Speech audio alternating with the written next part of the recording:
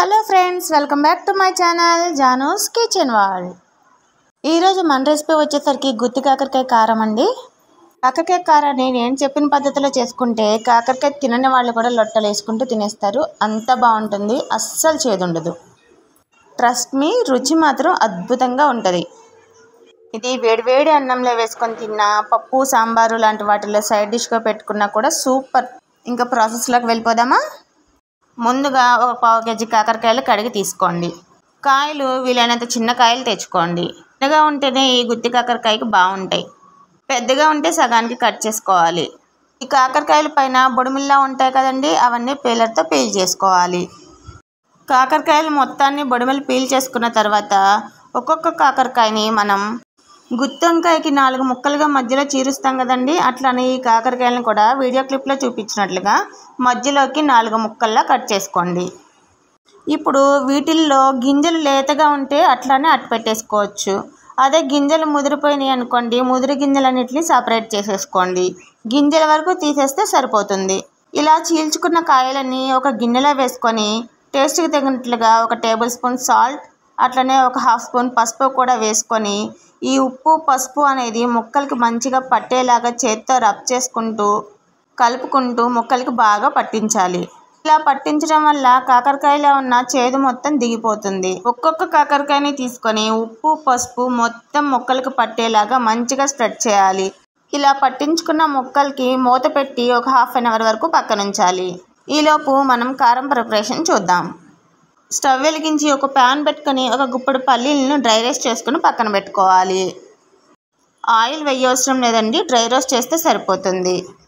పల్లీలు ఫ్రై అయిపోయిన తర్వాత వాటిని వేరొక దాంట్లోకి తీసుకొని మన కారానికి సరిపడినట్టు 7-8 ఎండుమిర్చిని కూడా తీసుకోవాలి. వాటిల్ని కూడా డ్రై రోస్ట్ చేసుకొని పక్కన పెట్టుకోవాలి.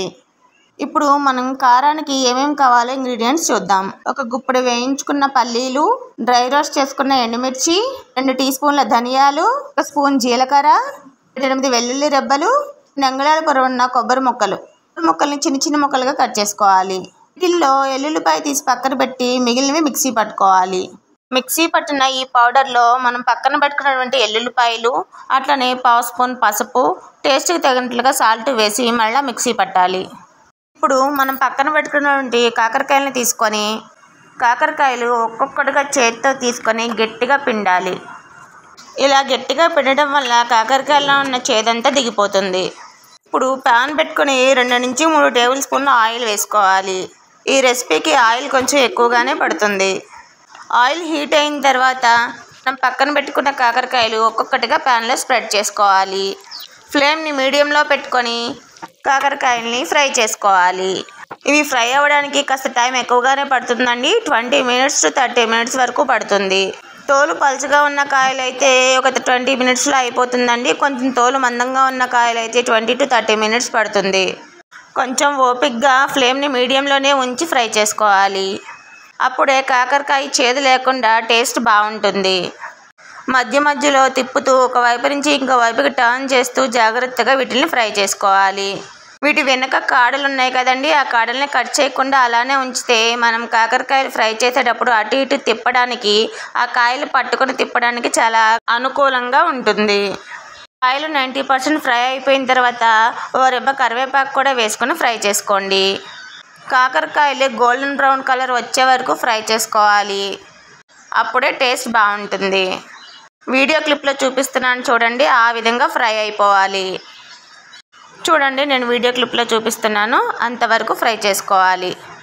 అలా మంచి గోల్డెన్ బ్రౌన్ కలర్ వచ్చిన తర్వాత మనం మిక్సీ పట్టి పెట్టుకున్నాం కదండి కారం, దాన్ని తీసుకొని ఆ కారపొడి ప్యాన్లో వేసుకోవాలి. కాకరకాయల్ని కొంచెం కొంచెంగా విడదీసి దాంట్లో మనం వేసుకున్నటువంటి కారాన్ని కూర్చుకోవాలి. కొని మళ్ళీ ఆ కాకరకాయని క్లోజ్ చేసేయాలి. వీడియో క్లిప్లో చూపిస్తున్నాను చూడండి, అట్లా కొంచెం కొంచెంగా కారాన్ని కాకరకాయలో కూర్చుకోవాలి. అట్లా కూర్చుకోవడం వలన కారం అనేది కాకరకాయలకి బాగా పట్టి టేస్ట్ బాగుంటుంది. మన ఈ కారంలోకి వాడిన ఇంగ్రీడియంట్స్ అన్నీ పచ్చిగానే ఉన్నాయి కదండి. ఎండుమిర్చి పల్లీలు తప్ప అన్నీ మనం పచ్చిగానే వేసాం కదా. ఫ్లేమ్ని లోలో పెట్టి ఈ కారం కూడా ఫ్రై అయ్యే వరకు లో ఫ్లేమ్లో 5 మినిట్స్ వరకు ఫ్రై చేసుకోండి. అంతకంటే ఎక్కువ ఫ్రై చేయొద్దు, మాడిపోతుంది. మన గుత్తి కాకరకాయ కారం రెడీ అయిపోయింది.